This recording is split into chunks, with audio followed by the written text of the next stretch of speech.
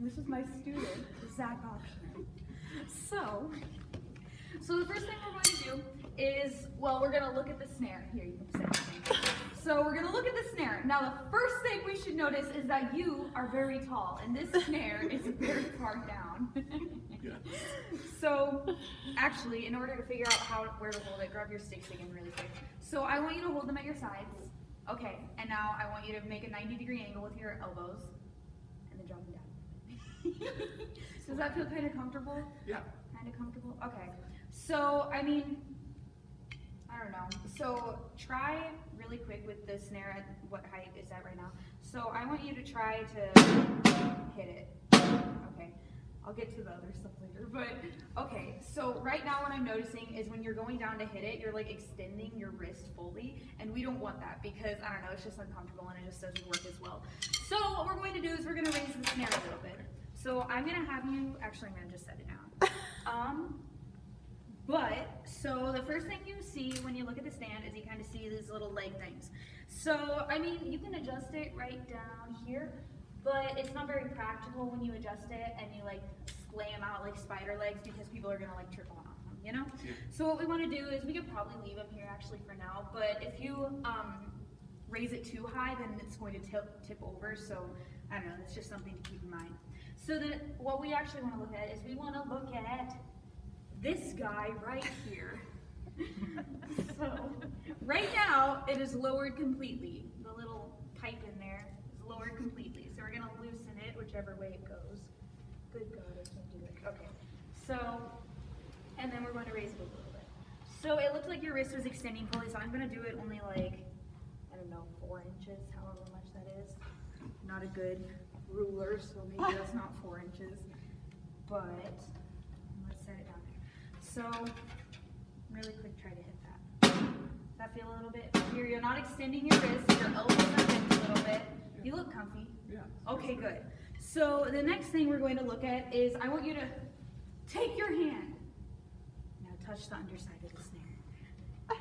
Do you feel those metal things? Yes. So that is what we want to hit when we hit. I mean, we're not going to turn it over or anything. But what we're going to do is, since you're going to actually be standing right here, that's just something we want to pay attention to. So it's running diagonally right across here. So we want to make sure when you're hitting around here, you know, not to the side. We're going to hit in the middle because you get a bit more of the snare sound that we want when we're playing music. I'm actually going to get on here. So should the name be here or? Honestly, it doesn't really matter which side the name's on. It just kind of, sometimes it helps you center yourself. Just kidding, it does really matter.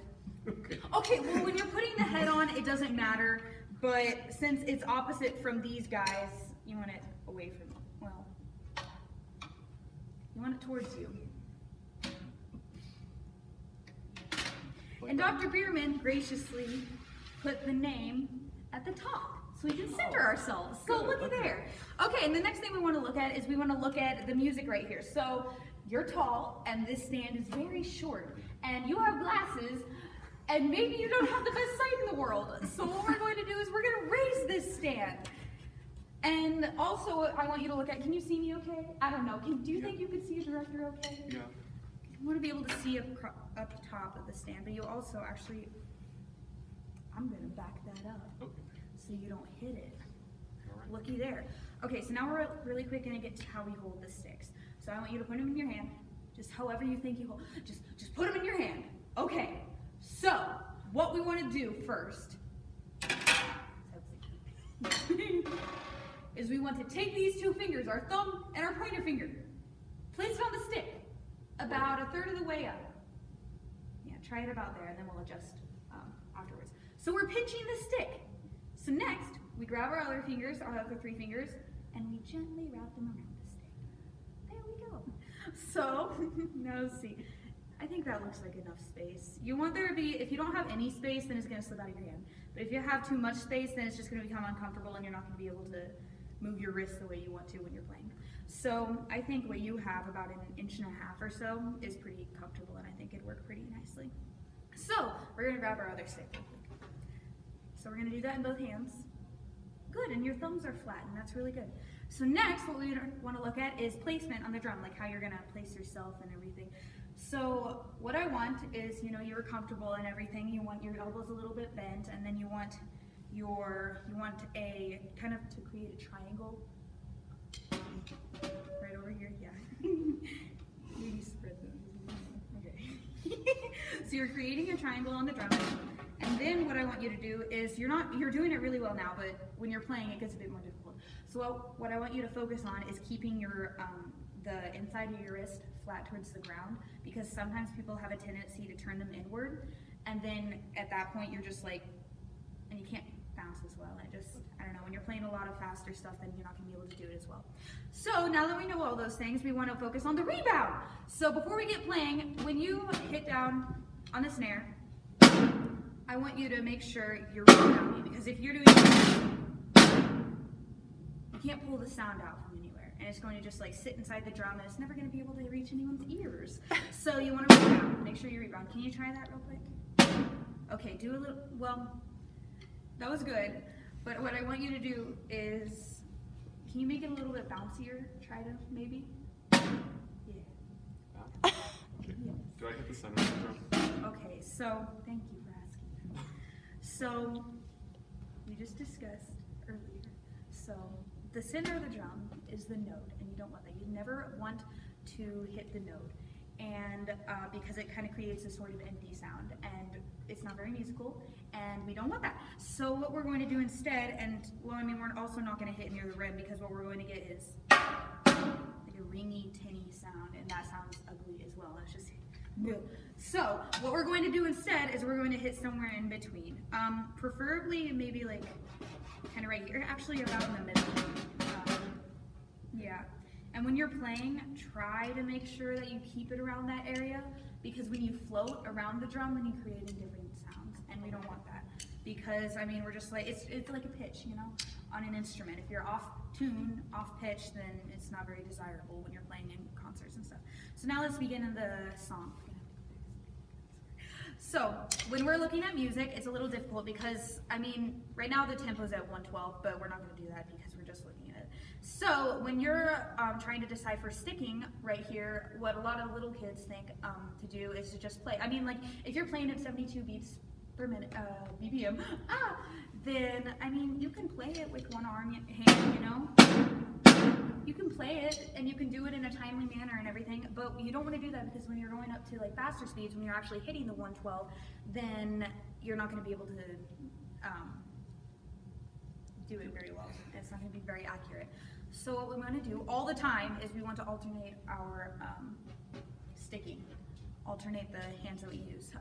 So on your beats 1 and 3, you want to use your left hand, actually, because you're left-handed. Sorry, I forgot about that. And then on beats 2 and 4, you want to use your right hand, contrary to what like right-handers would do, because that's your dominant hand, and it's just, I don't know. Normally, the first and third beats, there's a little bit of stress, kind of, on them. They work out a bit more. So we're gonna try that. So this will be right, left, and then with 8th notes, right, left, right, because the and of the beat is less, I guess, than the first beat. So, okay, so what we're going to do is try it. Can you try it? I mean, does that make, yeah, there's You want nothing me just to fancy go there. and stop me if we need to fix something? We're gonna do the first and second lines, because they're basically the same, and you're just alternating sticking. So let's try it. I'm gonna turn on the metronome really quick because I have horrible timing. Thank you. So we're gonna do it at, I don't like that.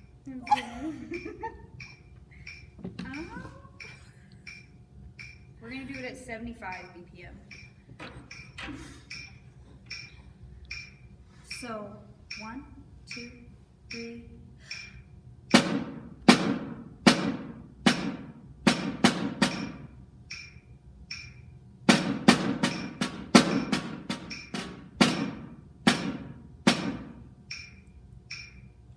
It's okay, just keep going, try it.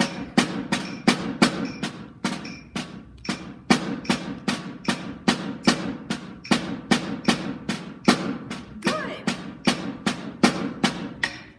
I'm sorry, I thought you were good. Okay, so really quickly.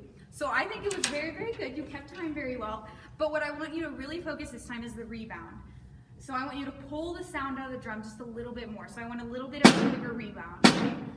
And maybe, I don't know, maybe it helped to loosen your grip a bit. I wasn't watching the grip, I forgot to watch that. I was looking at the rebound, and I was looking at like kind of your hand, but I want you to maybe loosen your grip just a bit more. Maybe it helped, we'll try it, and if it doesn't work, then we'll fix it again in some other lines. So with that in mind, let's look at the third line. So what we have here, the first 4 quarter notes, 3 actually, there are some fun flams. So what you do with the flam is a little bit kind of weird. So, you know, usually when you're setting yourself up with the drum, you have your sticks kind of like same level and everything, and the little triangle and everything. But what we want to do with the flam is we want to lower our, what's it called, the non-dominant hand. I can't remember the word, but we want to lower the non-dominant hand. So yours would be the right, mine's the left. But so if you're right, so normally when you hit the drum, like if you're hitting it at the same time, like if you're hitting it at the same time, they come down at the same time, they're hitting the drum at the same time. With the flam, since they're not even, this one's gonna hit, of course, earlier than this one. So that's what I mean, that's how you make it. The flam. So, do you wanna try that really quick? Let's see what happens. So, Okay. it's okay, I didn't explain it. So, okay, so let's try this. So you're gonna do flam, flam, flam, flam. Oh, yeah, you have it. So it kind of feels like, maybe this isn't a good way to think about it, but this is kind of a gallop. So what we're going to do is we're going to do, and you did it very well. So what you did was you alternated which hand was the hand that went below, because you're still keeping the higher stick as the hand that would normally be sticky. Does that make any sense? I didn't explain that the best, but I hope that makes sense. So, and then we're going to focus on the 16th notes because these are a little bit weird in the third measure of the third line. So in this first note, you would, of course, hit it with your left hand because you're left-handed and that's your dominant hand. And then you see the 16th notes. But what I want you to do is, it kind of looks like you should go left, right, left, right. But what happens is you hit that 8th note and then you're on your right hand, and that's not your dominant hand. And you want that beat to be on your dominant hand. So what you're going to do instead is you're going to play left, left, right, left, because you want to end on that dominant hand on that 8th note. And then that's the same thing, you're going to kind of continue that throughout the measure. So left, oh crap, left, left, right, left, right. I said the wrong stuff. Okay, so let's try that. Let's try that entire line. Can you do that for me? Yeah. So let's start the metronome really quick. 2, 3.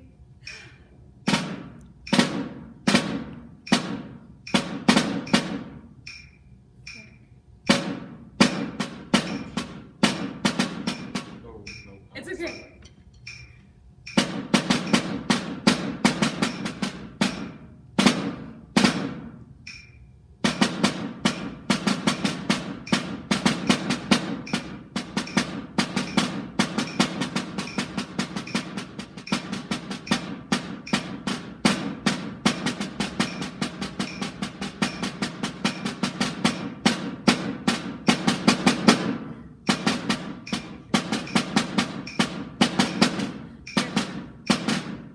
Okay, now stop. We're gonna get some fancy stuff.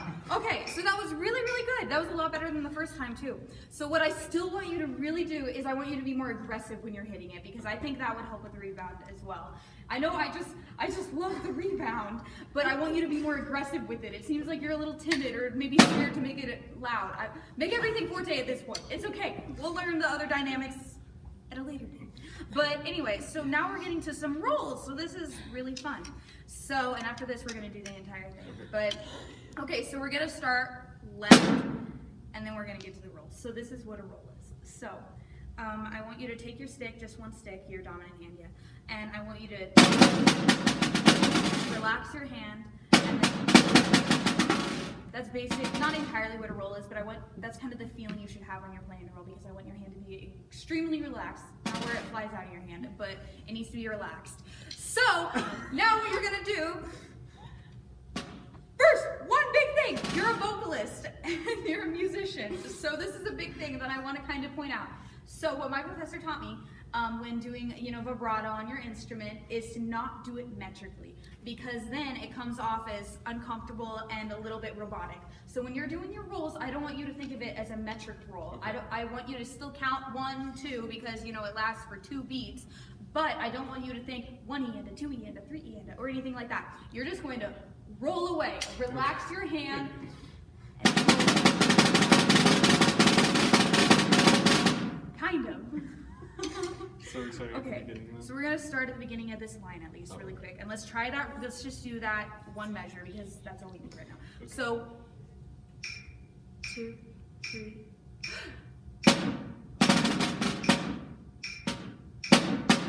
Oh, sorry. I kept you going even though I said one measure. Great, yes!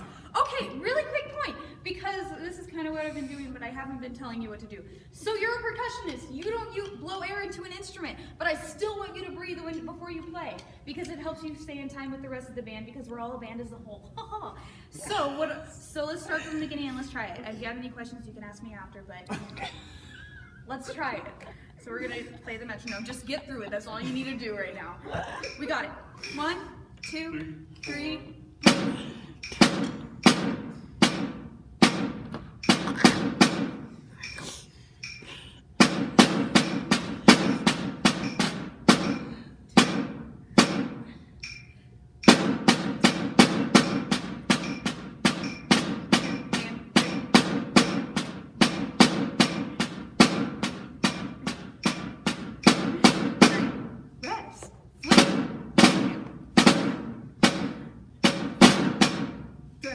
Rest.